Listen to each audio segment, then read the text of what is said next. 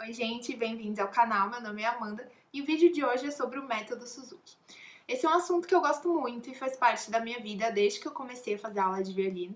E com certeza se você é músico ou professor de música, você já ouviu falar do Suzuki. Nesse vídeo eu vou contar um pouco sobre como surgiu o método Suzuki e também trazer alguns pontos que eu acho importante as pessoas saberem, porque na verdade o método não é só usar os livros com as músicas, mas tem toda uma filosofia e conceitos muito legais por trás deles que inclusive podem ser aplicados no ensino de outras habilidades também. Antes de mais nada, não se esqueça de se inscrever aqui no canal e deixar seu like nesse vídeo. Quem foi Shinichi Suzuki? Então, para começar, vou falar um pouco sobre a vida dele. Ele nasceu no Japão em 1898 e durante a infância ele trabalhava para o seu pai, que tinha uma fábrica de violinos. Ele começou a aprender violino por conta própria após ouvir uma gravação da Ave Maria de Schubert. Ele se encantou com a gravação e a partir daí começou a aprender o instrumento de ouvido, imitando o som. Desde jovem, ele já refletia sobre o comportamento humano, questionando como que uma criança aprendia e o que iria influenciar o caráter dela ao longo do seu crescimento.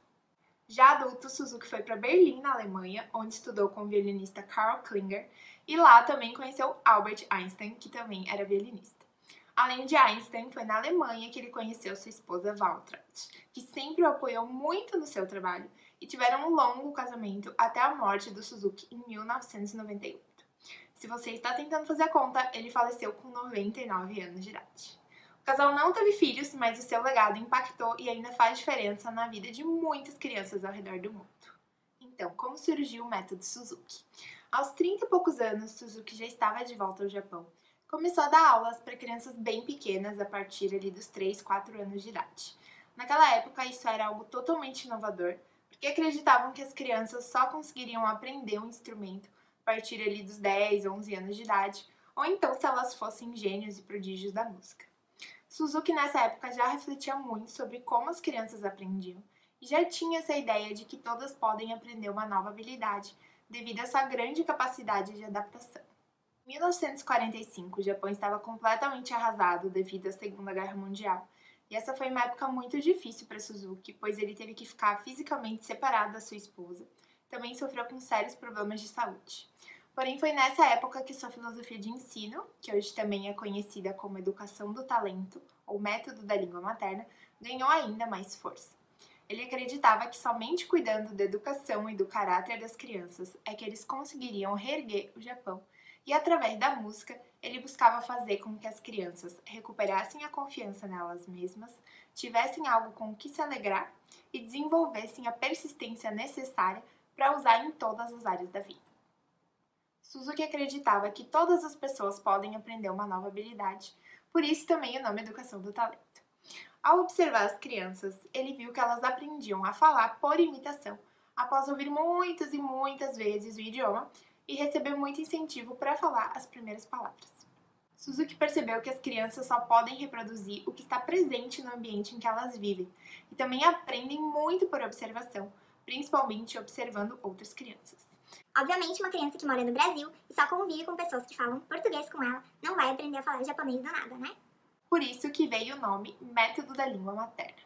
Suzuki acreditava muito na importância de bons exemplos e também no reforço positivo e no reconhecimento do esforço da criança. Isso não quer dizer que você não vai corrigir o aluno quando ele estiver tocando algo errado, mas existem muitos meios de fazer isso sem perder a gentileza.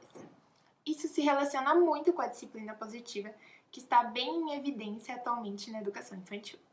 Suzuki reuniu então várias peças e criou os 10 livros do método Suzuki para violino.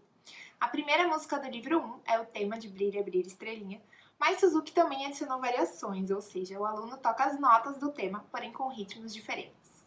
Os 3 primeiros livros incluem músicas folclóricas, peças do próprio Suzuki, e também arranjos de músicas de compositores como Bach, Telemann, Handel, músicas que não são originalmente para violino, mas foram adaptadas. A partir do livro 4 começam as peças consideradas do repertório tradicional para violino solo. Então começam peças de Vivaldi, Zayt, Corelli. E os últimos 2 livros são 2 concertos de Mozart, que são super tradicionais no mundo violinístico. Inclusive, geralmente são peças que são pedidas para você tocar em vestibulares para o curso de bacharel em violino. Suzuki montou esses 10 livros de um jeito que cada peça apresenta uma nova habilidade. Então o aluno vai progredindo passo a passo no instrumento. O método surgiu para ensinar crianças, mas ele também pode ser adaptado para pessoas de todas as idades sem problema nenhum, afinal, todos podem aprender. Ao longo do tempo foram feitos os outros livros para outros instrumentos também, com a ajuda de grandes músicos e professores. Então você encontra método Suzuki para violoncelo, para piano, para flauta doce, para canto e até para instrumentos não tão comuns por aí, como a harpa. Com o passar do tempo, o trabalho de Shinichi Suzuki foi sendo reconhecido por professores e músicos ao redor do mundo. Ele reunia muitos alunos, a maioria crianças bem pequenas, e todos tocavam perfeitamente as músicas do método Suzuki, sempre com uma boa postura e um bom som. Então as pessoas ficavam realmente admiradas e pensando como isso era possível. Em 1958, uma gravação de alunos tocando foi mostrada para um grupo de professores em Ohio, nos Estados Unidos, e chamou muito a atenção de todos, principalmente do professor John Kendall, que depois foi ao Japão, conheceu Suzuki, foi responsável por trazer a filosofia Suzuki para os Estados Unidos, que até hoje é um dos países que mais utiliza esse método no ensino da música. Ao longo dos anos, algumas mudanças foram feitas nas músicas dos livros e nas edições, e hoje existem muitos livros que são considerados materiais de apoio, vamos dizer assim, ao método Suzuki, para praticar mais a questão da leitura musical e também outras técnicas dos instrumentos. Mesmo com essas mudanças nos livros e o uso do método em países muito diferentes culturalmente do Japão, os principais pilares que Suzuki tanto apreciava ainda são muito presentes no ensino pelo método Suzuki. Alguns desses pilares são sempre encorajar e apreciar o esforço do aluno em aprender, a repetição, o método valoriza bastante a revisão das peças, a importância de ouvir música de qualidade, tanto gravações das músicas dos livros quanto outras músicas também, uma boa relação alunos, pais e professores para que o estudo em casa aconteça, uma boa produção de som no instrumento e também o aprendizado através de aulas em grupo, onde os alunos podem aprender uns com os outros. Se vocês quiserem, mais tarde eu posso fazer um outro vídeo falando mais sobre esses pilares, senão esse vídeo aqui vai ficar enorme. Então, comenta aqui embaixo se você se interessa em saber mais sobre a filosofia Suzuki de ensino. Então, como se tornar um professor Suzuki? Infelizmente, como eu disse no começo do vídeo, muitos professores apenas utilizam as músicas dos livros, se dizem professores Suzuki, mas às vezes sem saber ao certo como usar, ou então não conhecem ou não aplicam a filosofia e os pilares em suas aulas, e acabam indo por outra linha de ensino, que eu pessoalmente não acho produtiva, que é aquela linha mais fria, que muitas vezes, sim, o aluno vai tocar bem, mas acaba ficando totalmente travado ou até traumatizado com algumas críticas feitas de modo mais desrespeitoso, sabe? Se você é músico, professor ou se interessa por educação, eu vou deixar aqui na descrição do vídeo o link para o site da Associação Suzuki das Américas. O site é em inglês, mas eles têm bastante informações e também oferecem cursos de capacitação para professores, pais, alunos, enfim. A capacitação de professores é algo muito valorizado no método Suzuki e os cursos são muito, muito bons. Eu fiz o curso de Filosofia Suzuki com a Teacher Trainer Renata Pereira, foi lá em Curitiba, e esse é o primeiro curso que você tem que fazer, onde eles explicam tudo sobre filosofia, então você pode decidir se o método Suzuki é para você ou não. Então, você pode fazer o curso dos livros do método de acordo com o seu instrumento.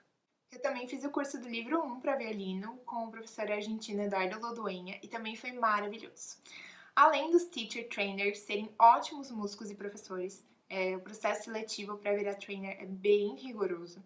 A comunidade de professores Suzuki é super legal, todo mundo se apoia, troca ideias, compartilha informações, enfim. Se você ainda não puder fazer um curso, mas mesmo assim se interessar, você pode entrar no site da associação e procurar um professor Suzuki na sua área, de repente mandar um e-mail, conversar com ele ou até combinar de assistir alguma aula dele. E é isso, gente. Espero que vocês tenham gostado. Tive que dar uma resumida nas informações, senão esse vídeo teria horas de duração. Mas provavelmente no futuro eu vou fazer mais vídeos sobre esse assunto.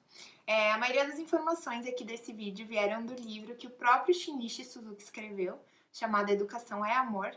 Então, se você se interessa por educação, eu recomendo a leitura.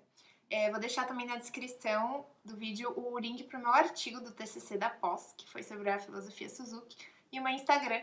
Caso você tenha alguma dúvida, pode me perguntar por lá também. Não se esqueça de se inscrever aqui no canal, já temos 60 vídeos com bastante conteúdo legal. Comenta aqui embaixo se você já conheceu o método Suzuki. Obrigada e até o próximo vídeo.